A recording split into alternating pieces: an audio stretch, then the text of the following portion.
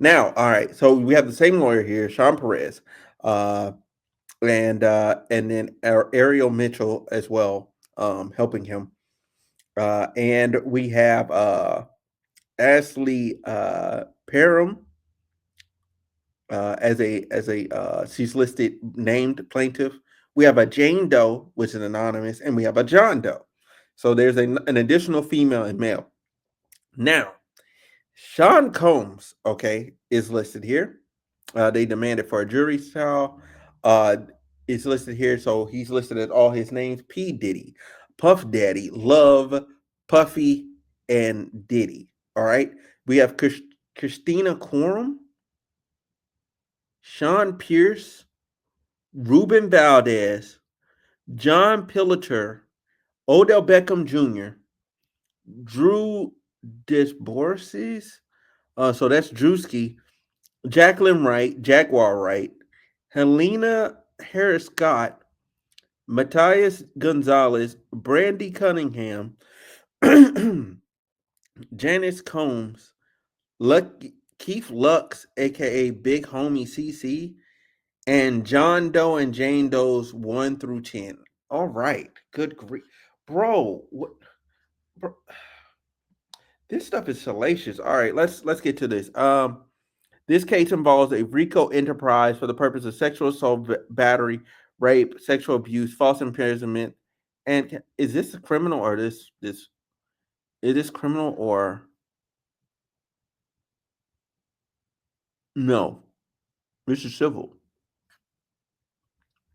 This is civil. Yeah, CV. This is civil. This is civil. Now, here's one of my main things, right? And I want to say this because I know a little bit going in, right? I know a little bit going in. My problem, my problem with this case is if some of this happened in 2018, it's still you're still under the statute of limitation. Let me look this up just to be 110% sure. Uh,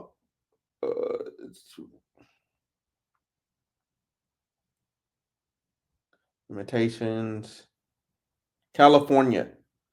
The statute of limitations is 10 years. Oh no, that's civil. That's civil. For criminal, there is no criminal statute of limitations for felony sex offenses.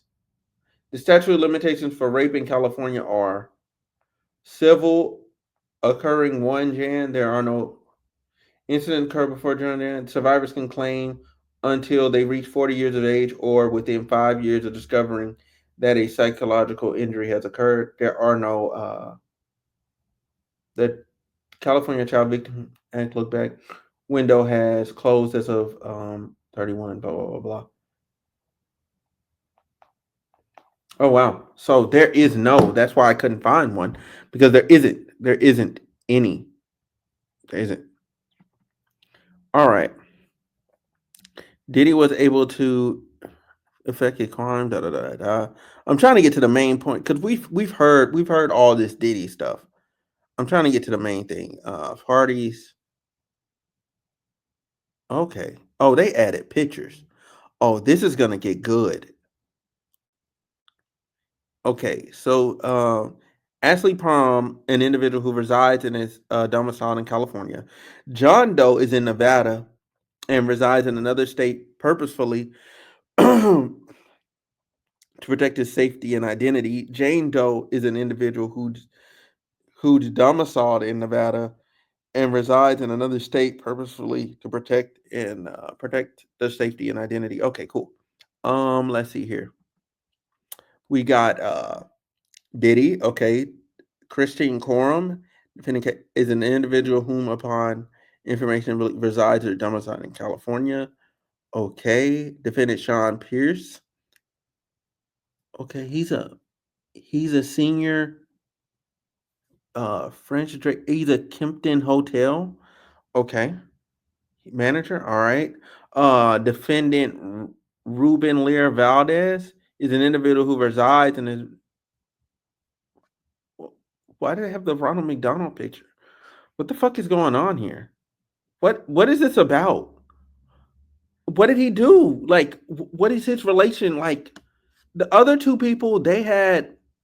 Well, no, they're just okay. They're just throwing pictures of people. Okay, they put Odell Beckham Jr. and Druski in the same picture. All right, that's nice. Oh, they then did another picture of Druski. They did two pictures of Druski. Man, that's kind of fucked. Um, let's see, Jacqueline Wright, Helen. What the fuck is going? What is this lawsuit? Keith Lux. Okay, okay. I need to get to the Janice Combs. All right, and yeah, I need to get to the meat and potatoes of this. Let's see. Boom.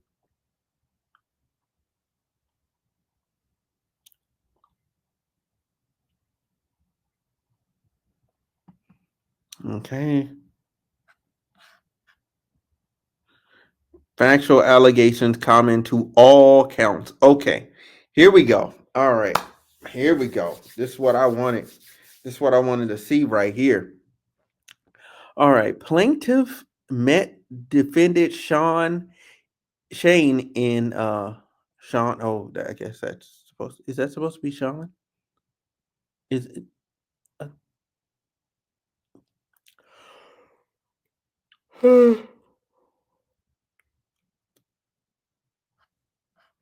Okay, Shane is this white boy?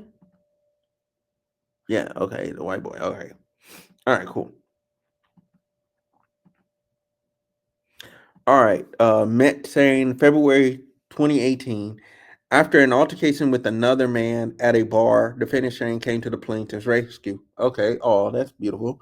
While outside the bar with friends and other patrons, defendant Shane FaceTime video called defendant Diddy, uh, and was showing people defending Diddy in the video on his phone, attempted to impress the people with his famous friend.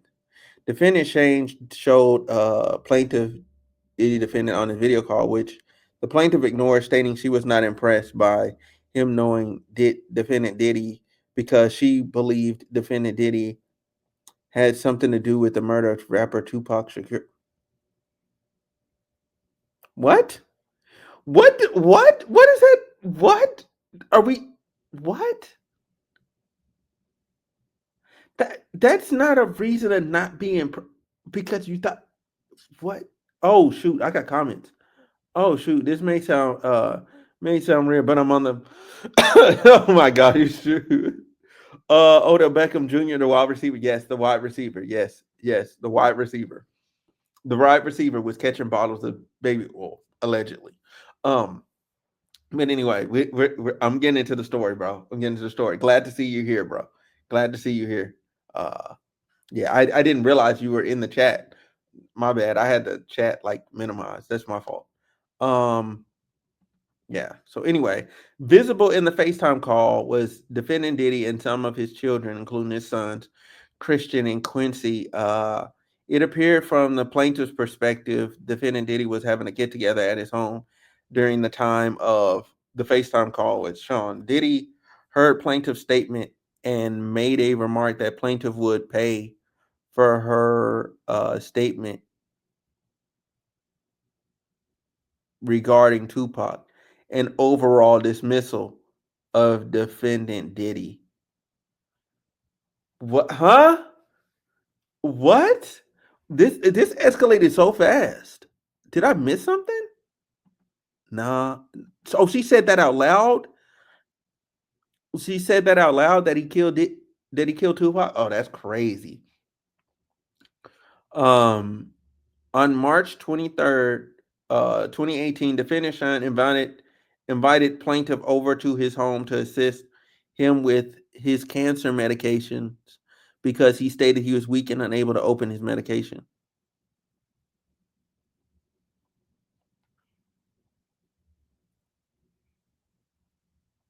So Shane, who has cancer and has to take cancer medication, was out at a bar and came to your rescue. while having cancer. What is he, a superhero? Um, Defendant Diddy heard. Oh no, da da da da da. Upon plaintiff's arrival, defendant Shane informed the plaintiff he wanted to give her a ride in his new car. Plaintiff and defendant left his residence for a brief period, then returned. Hold on, time out. He was so weak he couldn't. Nah. See, this already don't make any damn sense.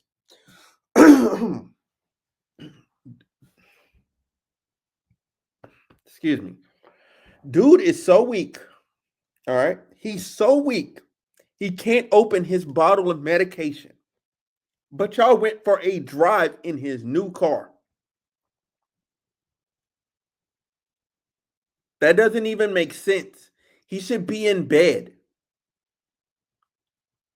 Once they returned, defendant Shane left the door to his apartment partially open, and stated the door was ajar because there was an issue with the door where it couldn't completely close.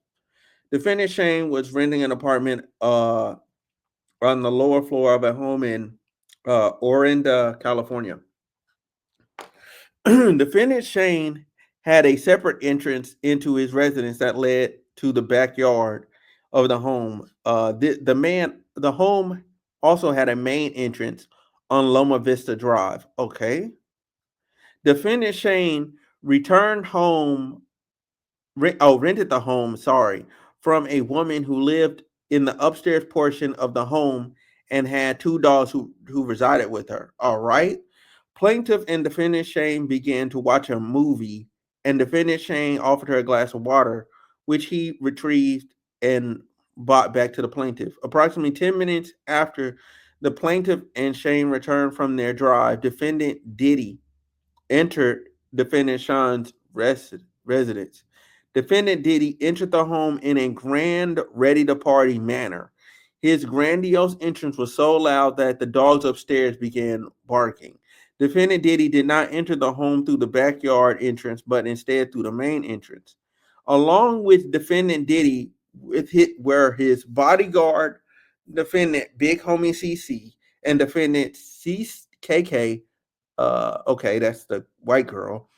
Defendant Brandy, the black girl. Defendant Doe 2, who upon information and belief is a friend of the defendants Shane and Diddy, and the defendant's driver Doe 3, who remained outside and in his vehicle during the duration of the plaintiff's assault. The plaintiff believes Shane invited her over to set her up to be assaulted by defendant Diddy because of the statement she made about Diddy a month prior. Upon the defendant Diddy's arrival, he immediately began to antagonize the plaintiff, stating that she thought she would never see him in person and pay for. Like, here's the thing: I don't put this past Diddy. I don't put it past Diddy because Kid Cudi said he's on video and he beat the woman, right? He beat Cassie. That's on video. That's a fact of life. Now, the other thing we see here is the other thing is and this is my issue with this part. The other thing is he blew up Kid Cudi car and Kid Cudi right? So he did something so outlandishly crazy and that is beyond the norm. Normally nobody does that, right? So anything that people are saying, I have to go, well, he could have did it. I mean, he blew up a car in someone's driveway. That's why you don't do outlandishly stuff, crazy stuff outside of the norm. Because when you do it, you open up Pandora's box for believability of anything that people can say about you. Now, da da da da da, that she would never see him in person and she would pay. All right, cool. For her statements about Tupac during the video call, and that defendant Diddy caught plaintiff. Uh, Plaintiff was in shock as she never believed that she would ever see or meet defendant Diddy in real life, let alone in the small apartment rented by the defendant Shane. Defendant Diddy began advancing towards where the plaintiff was sitting. Defendant Shane's bed where plaintiff was sitting on defendant Shane's bed with a knife and held it right to the right side of the plaintiff's face and threatened to give her a glass glow smile. Oh fuck, that's insane. In retaliation for her previous statements on the video call, defendant KK told defendant Diddy that she did not think giving the plaintiff a Glasgow smile would be advantageous to their potential clients, who they could sell plaintiff for sex to. Defendant KK then made a threat to the plaintiff that they could ship her off anywhere in the world and that she would never see her family or anyone she knew ever again. Defendant Shane then partially undressed plaintiff, and then Diddy removed the remainder of the plaintiff's clothing, removing the knife from her face and then retrieving a bottle of liquid from a large fanny pack. Defendant Diddy then squirted the bottle of liquid on the plaintiff, which placed her in fear that she was being squirted with a chemical substance like acid. Plaintiff soon realized the substance was oil or lubricant. The plaintiff was squirted with this liquid substance over the entirety of her naked body. Defendant KK was then told by defendant Diddy to insert what looked like a syringe from a sterile package into the plaintiff's vagina. Whoa. Defendant KK did as told while assisted by defendant Brandy, and then told defendant Diddy they were unable to use the IUD because it had prematurely been released from its packaging. Defendant Diddy, upset by this, took the syringe from defendant KK and tried inserting it into the plaintiff's vagina instead. Defendant KK and Diddy began to argue and continue to advise Diddy, since the IUD had been punctured, released from its packaging, there's no way they could insert it into the plaintiff's vagina effectively.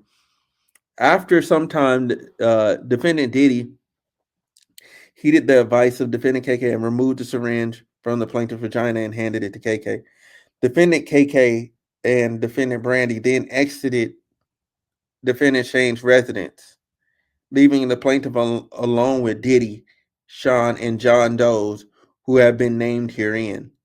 Defendant Diddy then picked up the television remote that was near the plaintiff and violently inserted it into her vagina. Okay, what grief! Wow, bruh, this is absurd. Defendant Diddy, while violently okay, a plaintiff with a television remote, told the plaintiff her life was in his hands and that if he wanted, he could take her and she would never be seen again. All right, believable. Plaintiff began hysterically crying from the threats by Diddy, along with the pain of being violently, yeah, by vagina. I mean, with the remote, as well as the lingering pain from the ordeal with the IUD syringe.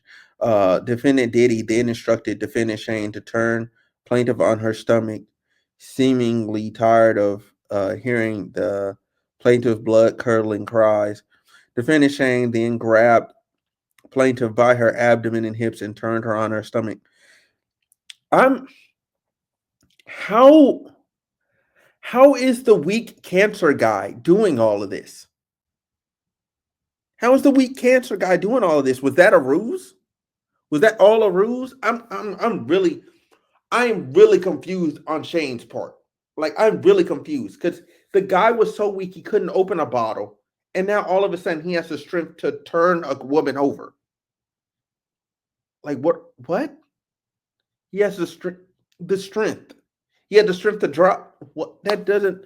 None of that's adding up. None of that's adding up. None of that's adding up. I'm just being honest. That doesn't make a lick of sense. If you can't open a jar or a medicine bottle, you can't drive and you can't move people around.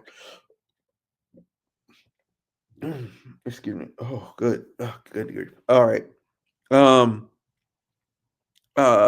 Defendant then inserted instructed defendant Shane to put a pillow over her head because he didn't want to see her face or hear her cries, and instructed defendant Shane to aim to put it in her butt. Oh, that's crazy. Defendant Shane did as he was told by Diddy and began to. Oh my goodness. Ugh. Defendant Diddy then he joined in anally, and then defendant Doe too then joined the defendants Diddy and Shane taking turn anally. Oh, whoa. Immediately after defendant 2, he exited defendant Shane's residence. Defendant Diddy then instructed defendant Doe to also uh, take the plaintiff, and they determined that person to be Druski.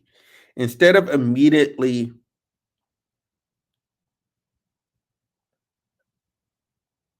okay, defendant Druski doused the plaintiff with more oil and lubricant, and then jumped on top of the plaintiff's naked body, bo- old body, treating it like a slip and slide, knocking the wind out of the plaintiff due to its enormous size.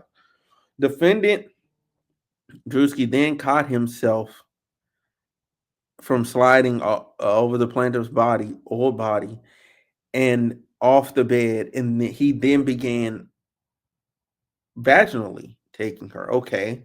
While Druski was doing that, the Diddy sat in the chair near the bed and began masturbating while recording plaintiff's. Oh wow! Another party's phone fell on the bed near the plaintiff. The plaintiff attempted to grab the phone, but it slipped out of her hands and onto the floor due to the oil and lubricant that had been doused all over her person by defendants Diddy and Druski. Diddy began laughing at the plaintiff's attempt to grab the phone. Throughout this violent gangbang, defendant Diddy made constant belittling remarks to the plaintiff, concluding that he owned her now. At some point during this ordeal, the plaintiff remembers the defendant referring to another uh, doe as Cornelius, and remember that his name because it was so odd and unique. Plaintiff has come to discover that defendant Doe Cornelius, who, oh wow, was Odell Beckham. All right, plaintiff's body was becoming more and more limp over the course of the violent until eventually she had no control over her body, nor could she move her body. When defendant Druski finished, the plaintiff KK entered the room to examine the condition of the plaintiff, who was barely able to move or control her bodily function. Defendant KK examined the plaintiff to see if she needed assistance and was about to give the plaintiff an IV fluid. Plaintiff cannot be certain if she did or did not receive such intervention. Defendant KK then opened a different bag, different one than the one the defendant Diddy removed the oil from, where the plaintiff observed several medical bottles, IV fluid bags, and other unidentifiable, unidentifiable, unidentifiable. Sorry, I'm messing up. Powder like drugs. Defendant KK then removed a pill from one of those medicine bottles and gave it to defendant Diddy. Diddy then inserted the pill into the plaintiff's mouth and down her throat to where the plaintiff had no choice but to ingest the unknown pill. Defendant Diddy, Shane, KK, Odell, and Druski then exited the residence to the backyard where they smoked marijuana and cigarettes. The plaintiff remained in an almost lifeless state in defendant Shane's bedroom until she finally regained bodily functions. Dear God. The plaintiff began looking for her clothes and her purse, that contained her car keys and her cell phone, but could not discover them in the room or anywhere in the apartment. Plaintiff was only able to find a T-shirt on the floor, which she put on to cover her naked body. The plaintiff also observed a black condom wrapper on the floor of the bedroom, which she assumed was used by one of the defendants. Most likely, most likely defendant Diddy during the. Why would it most likely be him? Why would he been the one that most likely used the condom? He's the most depraved individual there. Like, why would he be the one? Would it not have been Odell? Would it not have been Druski? Like how? And then how did you know who actually used the? How would you know? And how would you even make that assumption? Anyway, the plaintiff then found a knife with the assistance of those plaintiffs and headed to the backyard where the defendants were smoking, as that was the only way to exit the premise onto the street. The plaintiff concealed the knife on the left side as she exited the backyard. Upon coming to the exit of the home, plaintiff was met by defendant Big Homie Cece, who was standing at the door between the residence and backyard. By the time the plaintiff was able to compose herself to come to the backyard, defendant KK was no longer in the backyard, but upstairs on the balcony with defendant Brandy. Defendant Doe allowed plaintiff to walk to the backyard where the defendants were still smoking. All right. Defendant Doe did not uh, see the knife that the plaintiff concealed on her left side and was obstructed from the oversized t-shirt she was wearing. Plaintiff observed Diddy was still partially nude from the assault. Wow, wow. The other defendants had on their clothing. Defendant Shane then left. Yeah, there's no way he used the condom. There's no way he's the guy that used the condom because he was still naked. He see that's that wild shit. Like anyway, Shane left the upstairs portion of the balcony where defendant KK and Brandy were. The plaintiff then uh, sat down on the makeshift seat in the backyard where when defendant Diddy noticed her presence and remarked that he was surprised she was able to walk because he had given her enough drugs to take out a horse. The plaintiff then asked defendant Diddy what he gave her, and he laughed and did not respond to response. Defendant Diddy then made further comments to the plaintiff in a jovial, friendly manner, asking her why they hadn't partied together before because it was so much fun and he hadn't had any ass that tight in a while.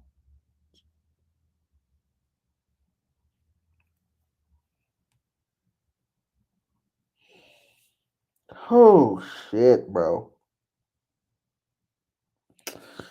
Oh, that's crazy. That's crazy. See, that this is why these civil lawsuits are so like damn because you listen to this shit, man, and the way that it's structured, like it's hard for you not to like it's supposed to be convincing. And I want people to know that, bro. That's the lawyer's job that is bringing the case forward to make it convincing. But I'm telling you, the shame part already like made it makes this whole thing not make sense. It doesn't make sense. Um. Anyway, defendant Big Homie CC then quipped at defendant Diddy that he probably hadn't had any asset type because he was not used to having anal sex with women, which defendant Diddy and Doe laughed at. Plaintiff then told Diddy she did not party with him and she did not enjoy partying with him and that he raped her. Okay. Defendant Diddy did not like the plaintiff's response to his lighthearted commentary and offered the plaintiff money and instructed the plaintiff to say that the violent rape was consensual and that the plaintiff was a sex worker. The plaintiff became enraged and yelled at defendant Diddy, that her was not consensual. She was not a sex worker, and she refused to take any money from him and would tell the police that he had. Defendant Diddy then told plaintiff no one would ever believe she had been by him, and if she did tell anyone that they would harm her family. Defendant Big Homie CC then showed the plaintiff his phone, which looked as if he was outside the plaintiff's estranged sister's residence, as she could see her sister sitting on the couch and her sister's spouse on the balcony. It looked as if someone was outside the residence streaming this video to defendant home. Oh, wow. Okay. Okay. Okay. Okay. Okay. Okay. Okay. Okay. Okay. Okay. Okay. All right. All right. All right. All right. All right. All right. Okay. Plaintiff then rattled, while rattled by what she move this. Then rattled by holy shit, bro. That's that I'm trying to like go past it. I'm trying to like digest that shit. That's a lot, bro. That's insane. That's a lot. Uh was still angry about being gang banged and was not complying with defendant Diddy's request to take the money being offered to say that it was consensual. Defendant Diddy then called defendant Janice in an effort to further convince plaintiff not to report her assault. Defendant Janice yelled at the plaintiff to not hurt her son. Plaintiff told defendant Janice that her son had violently banged the plaintiff. Defendant Janice seemed unfazed by the statement and then continued her demands for the plaintiff to take the money. Defendant Diddy then made further threats that he had gotten off from bigger crimes than this and referred to Tupac again, further antagonizing the plaintiff. Defendant Big Homie CC then turned to defendant Diddy and pulled his gun on him, asking Defendant Big Homie CC then turned to defendant Diddy and pulled his gun on him, asking him to repeat what he said in reference to Tupac. As the two of them were exchanging words, plaintiff went behind Big Homie CC, where he seemingly began to protect the plaintiff. Defendant Big Homie CC then advanced to Diddy, questioning him over the comments he made about Tupac. During this commotion, a neighbor directly across the street came outside and peered into the backyard and asked what the commotion was about. Diddy Big Homie CC then pointed the gun at the neighbor, instructing him to mind his business and return to his residence. Defendant Big Homie CC, hey, where's that neighbor? Where's that neighbor? Where's that neighbor? Where's this witness? Where's this witness? No, you would not forget something like that. You would not forget looking into the backyard, seeing Druski, Odell Beckham Jr. Like that's wild in and of itself. Diddy half naked, a girl in an oversized tee, and a big old black dude that pointed the gun at you. There's no way you forget that. Where's this witness? Where is this witness? Where is this witness? Where is it? Where's this witness? Because this person has to be hearing this story and being and like in their head going, "Oh my God, I remember that day. I remember that." Excuse me. Sorry. Anyway,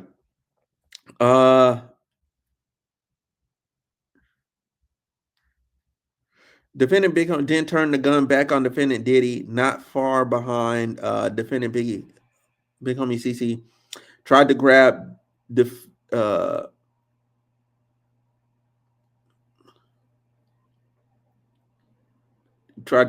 defendant Big Homie CC's hand that had the gun. The gun went off and hit a hill behind the defendant Shane's residence.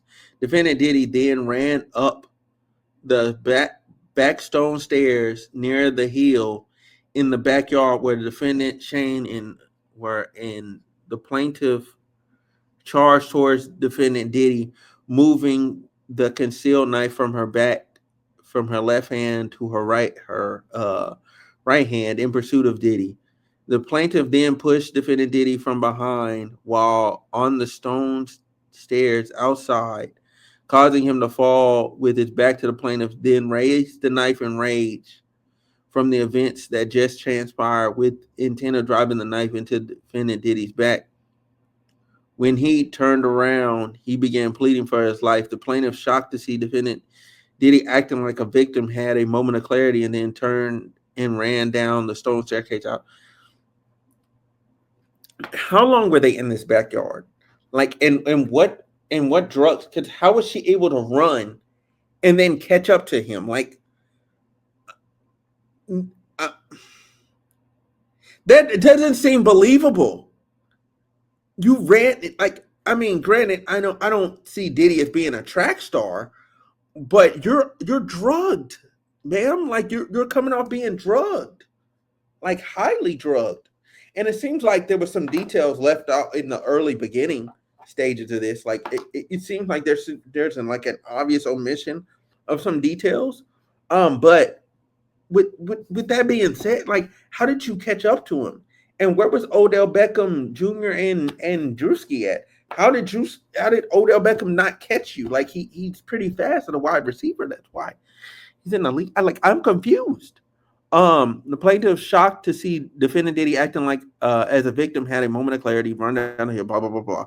Defendant Diddy then chased the plaintiff down the stairs and attempted to push her, but she was already at the bottom of the stairs and gained her footing and wielded the knife at Diddy, grazing his abdomen. Hearing the commotion, defendant KK and Brandy emerged. Defendant KK then began administering first aid to Diddy for the injuries caused by the plaintiff. Plaintiff tried to make a quick dash for the exit, but was thwarted by another defendant, Doe.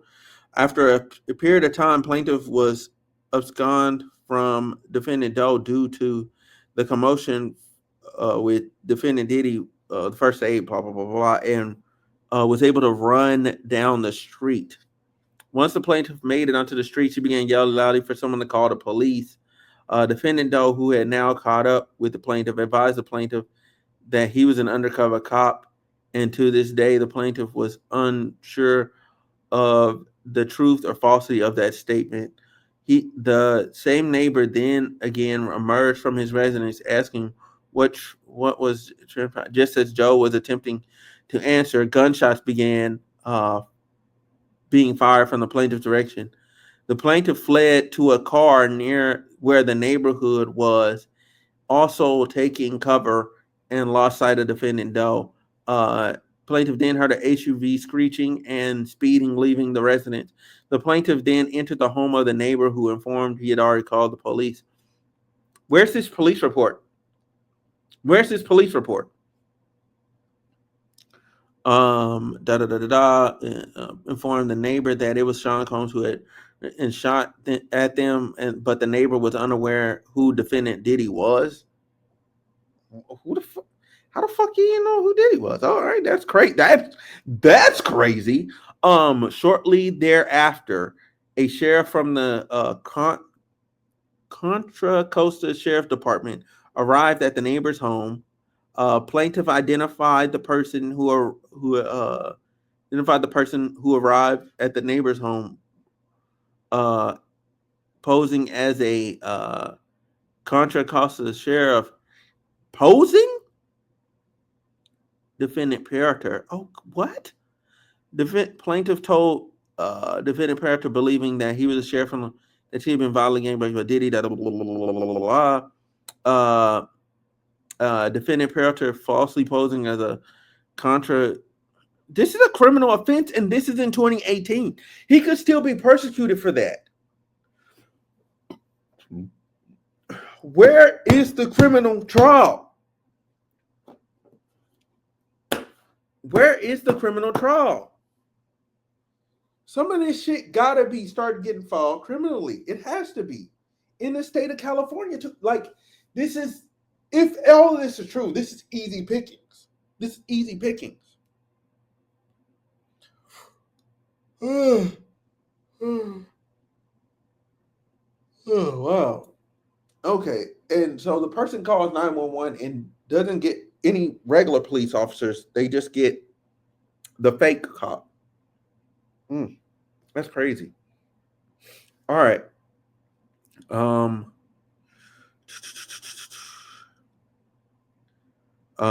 They had already received several noise complaints prior to the neighbor's call and instructed the plaintiff to find a way to get home. The sheriff, defendant Peralta, did not offer to take the plaintiff home, nor did he call emergency services, including an ambulance. Blah, blah, blah, blah, blah, blah. That's the Contra Costa sheriffs have confirmed that a police report was made that night by plaintiff Parham. Contra Costa sheriffs have refused to release any information related to the complaint on that night in question to any source, despite numerous attempts made via Freedom of Information Act. That's bizarre. The plaintiff observed defendant prior to hand the neighbor something that looked like an envelope at the door as the defendant prior to exited. The neighbor went to a nearby room and quickly returned empty-handed. The plaintiff believes the envelope contained cash. The neighbor offered to let the plaintiff sleep on his couch until they could figure out a way to get her possessions and get her home. The plaintiff declined, uneasy and unsure about the exchange with the police and the neighbor and and police, and only remained at the neighbor's residence for a short period of time once the defendant Puerta, posing as coastal law enforcement, left. If this person, if this is fake, right? This is if this is fake, right? Like I mean, if this is real, that's what I mean to say. If this is real, if that guy is a fake cop, how did they get a police report? I'm confused. Um, the plaintiff went back to defendant Shane's residence where she found the door open and her clothes were readily accessible in his residence. Defendant Shane then emerged as if nothing had transpired, offered her to stay at his residence while she slept it off. Plaintiff asked for her purse and keys. Defendant Shane told her she couldn't leave in her condition. The plaintiff, catatonic and in a state of shock and disbelief at the events, stayed at defendant Shane's home for a while. Uh, in while defendant Shane left the home.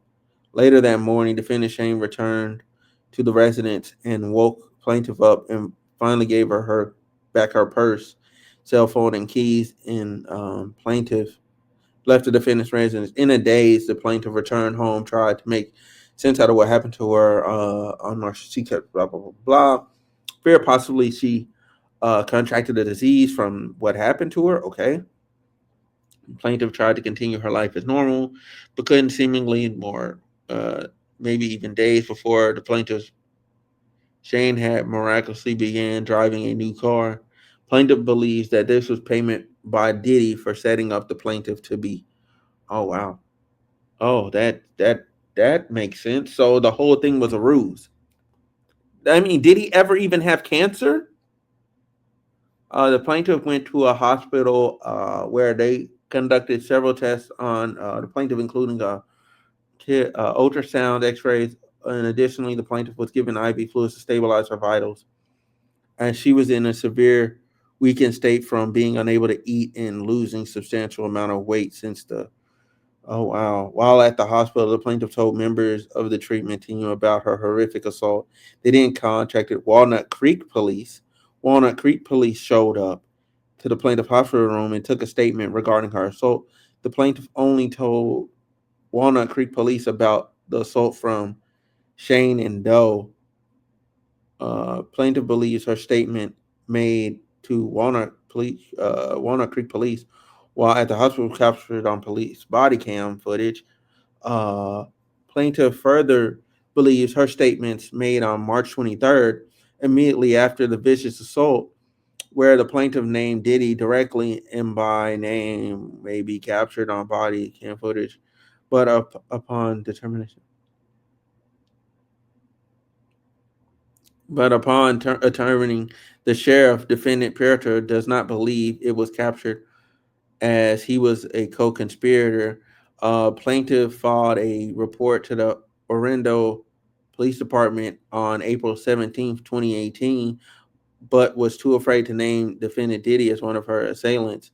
During this report, blah, blah, blah, blah, blah. Plaintiff provided her clothing to the police from that night of the assault, but they only retained her underwear. To date, the underwear was never returned, and the plaintiff believed no investigation ever occurred. Plaintiff sought therapists. Subsequently, after the plaintiff asked for a copy of her report from the Walnut Creek Police Department on July 19. Okay, so this is still 2020. This is still 2018. Plaintiff was provided a letter from the Walnut Creek Department stating it was unable to furnish this information as it is confidential and not subject to public release, despite the plaintiff not being the public and the victim in complaint. In March of 2024, the plaintiff re-traumatized by all the events. Sean Diddy. Okay. So this is the part where we get off of. Okay, they tried to subpoena them. They undersigned counsel also attempted to get a copy of the 2018 report from, but was told they would not provide a report or release any information without a subpoena. Wow, that's crazy. Plaintiffs John and Jane Doe are mother and son. Plaintiffs were taken from their Las Vegas residence. Okay, this is why are these lumped together? I'm like trying to read through this like speed read. I don't wait. Shortly after, defendant Druski appeared wearing a vest and shorts, and he engaged in conversation with the plaintiffs. Plaintiffs tried to appeal the defendant by talking about the music industry, and the defendant instructed plaintiffs they should cooperate.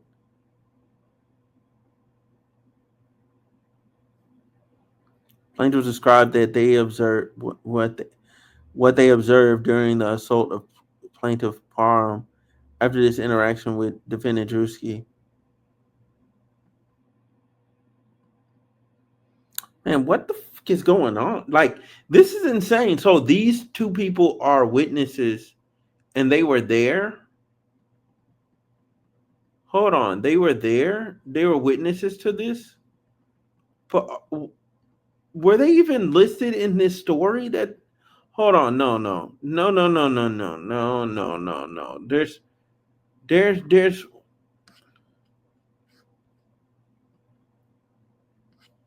But she didn't see the other plaintiffs. Hold on, I just read that whole thing, right? And these other two people are corroborating her story, but they're not even listed in her story. Like, this doesn't make any sense. Nah, bro. Nah. I'm sorry. Like, I have to come at this with a bit of skepticism. Just a bit of skepticism, because that doesn't make sense. Like, hold on, let me fast forward. Let me get to the end of there. How are they witnessing this? Oh, they tried to frame him for it. What the fuck? So hold on. Did nobody get to this point and realize what the fuck is going on here? In her story, did this happen twice? Plaintiffs eventually were able to get plaintiff Parham to calm down and listen to their escape plan. Nah. She said she found her own knife. She just said she found her own knife. No, hell no. Hell no, hell no. What is this? Slide 43?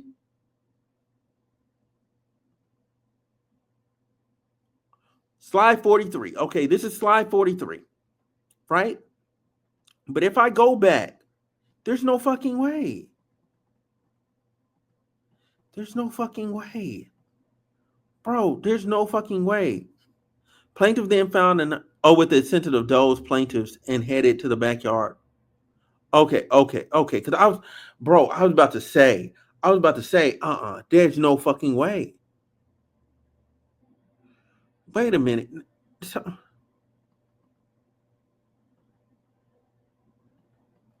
But where's the part where they talk about the plan? They leave it out. She leaves it out of her story, but it's mentioned here. How does she leave something like that out? What?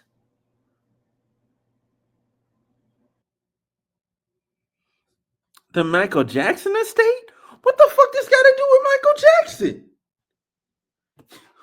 What the fuck is this? What is going on? What is this? What? During this interaction, parties heard gunshots would cause everyone to run towards the backyard. What? I'll tell y'all white. Who was left alone and unattended was able to reach the stairs where he saw plaintiff arm with a knife, looking as if she was about to stab Diddy, and he yelled at, "Do it, stab him." But he saw her hesitate. Wait. He pushed 44. Push Perm down at the bottom of the stairs. Hold on. I thought he didn't push her down. I thought he didn't push her down.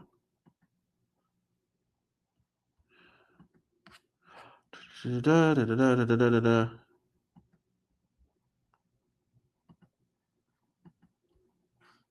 then ran up the stone stairs. Okay. Plaintiff is not. Wait. What? Bro, this shit don't. It's not making sense. He said she got pushed down. She's saying she gained her footing. He attempted to push her, but she was already at the bottom of the stairs and gained her footing and wielded the knife in Grace's abdomen.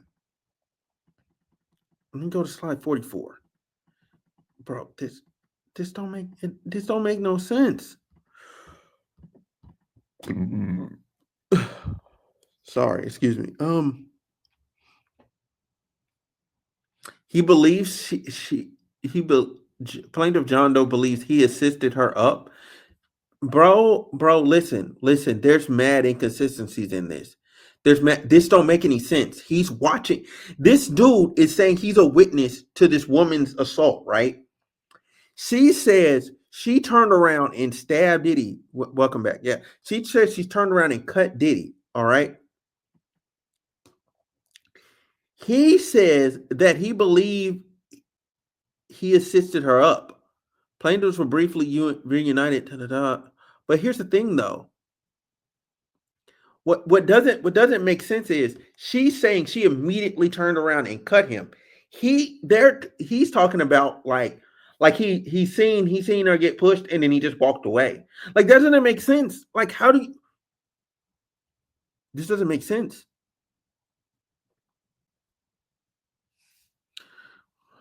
Following plaintiffs ran out the back gate onto the plaintiffs arrived at the house next door to the residence and banged on the door and yelled for help. The wife came out and said that she and her husband couldn't help. Plaintiffs found the exchange bizarre and could not understand why they would not help or call 911. Plaintiffs were able to then try to hide until they saw an officer report to the location, where they attempted to speak to the officer. Before the defendant, Pierre appeared and obstructed the plaintiffs from speaking to the responding officer, telling the responding officer a federal investigation was ongoing and to not interfere. Defendant Pierre told the officer to turn off his body camera. Defendant Pierre told the officer he was working on a case for drug trafficking and had a house under surveillance and will report later to the local precinct. Pierre referred to the plaintiffs as suspects and said they were homeless. When the plaintiffs tried to refute the statements about it, they were threatened and told to shut up and remain quiet. What officer would just take this on face value like that? What is going on? This story doesn't make any sense. It don't make any sense, bro. It don't make sense. Uh, bro, I've been reading this for a while, bro. I've been reading this for a while, bro. It's not making sense. This don't make sense, bro. This don't make sense. Everything in the front end of this lawsuit was fine till I got back here and it's not corroborating with the other one. Because how all this happened at the same time? This doesn't make sense. Um. When plaintiffs tried to refute these statements by the defendant, Gonzalez then transports and removes the plaintiffs from the interaction with defendant Pereira and the responding officer. The defendant Gonzalez placed the plaintiffs in another vehicle, which was hard to see due to the darkness. Plaintiff John Doe pleaded with the defendant Gonzalez to let them go and that she would not tell in a last ditch effort. Plaintiff told defendant she overheard defendants Jaguar and Helena saying they were not going to pay him and that there was not enough money for him. Unknowns to plaintiffs, defendant Jaguar and Helena were in a nearby vehicle. Defendant Gonzalez exited the vehicle and went to the vehicle with Jaguar and confronted them about what Jane Doe said. Defendant Gonzalez returned to the vehicle. Plaintiffs were being held and seemingly confirmed what plaintiff Jane Doe said because plaintiffs heard him use the Spanish terms make, which is often a slur towards black people. Defendant Gonzalez then walked plaintiffs to a nearby street where the SUV was parked and gave the plaintiffs the key to the vehicle and released them. So he just gave them a vehicle. Plaintiffs then arrived at the main road that leads to I-24. Nah, give us the street, bro. Give us the street so we can look this up, bro. Freeway and ask another commuter to the nearest police station, as plaintiffs did not have any phones and their vehicle did not have GPS. They were given instructions how to proceed. They arrived at and walked in the police station with the intention of filing a report. But remember overhearing a conversation from the defendants during their transport when defendants believed he could not hear them. That if plaintiffs ever made a report an incident, they would be deemed crazy and non-believable. John Doe was also concerned about the exchange with the responding officer on the scene and how he refused to listen to his pleas. Plaintiff then only briefly spoke to someone at the front desk about filing a report and took a business card. This don't make sense. I'm sorry. This doesn't make sense. This doesn't make sense. This doesn't make sense. Although I believe wholeheartedly. Kiki, you still here? I believe wholeheartedly that Diddy could have done something like this. I believe he could have. At the same time, the story's not jiving completely. It's not. It's not jiving completely. And there's inconsistencies in this story. And I think yeah, there's inconsistencies. And this is not good. Cause if I'm reading this on face value and I got that, imagine a jury. Like there's 12 people. Somebody in that jury pool is gonna look at this and go, huh? Like y'all story's not lining up and y'all being in the same place at the same time. It just doesn't work. It's not gonna work. It's not gonna work. Anyway, I'm gonna because the rest of this is Rico stuff. And it's just it's it's the normal filler, and I've been through that in these Diddy cases numerous times. Um, so I'm gonna leave this here. I'm gonna leave this here.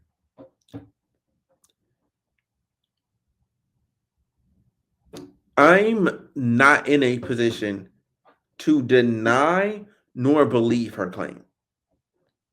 Like it's possible, but the details of these other two plaintiffs that are supposed to be eyewitnesses or at least ear witnesses and eyewitnesses to some other things, the inconsistent with her own statement.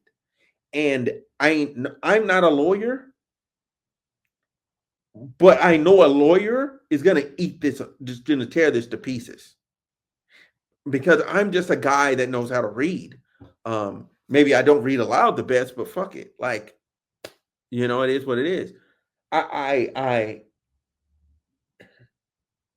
yeah, this is something something's not being told here. There's an incomplete picture here, or somebody's lying or misremembering something. Straight up. Like something's not complete here because the stories aren't completely gelling together. But anyway, I hope y'all have a good one. I'm finna get up out of here, man. Hey, y'all.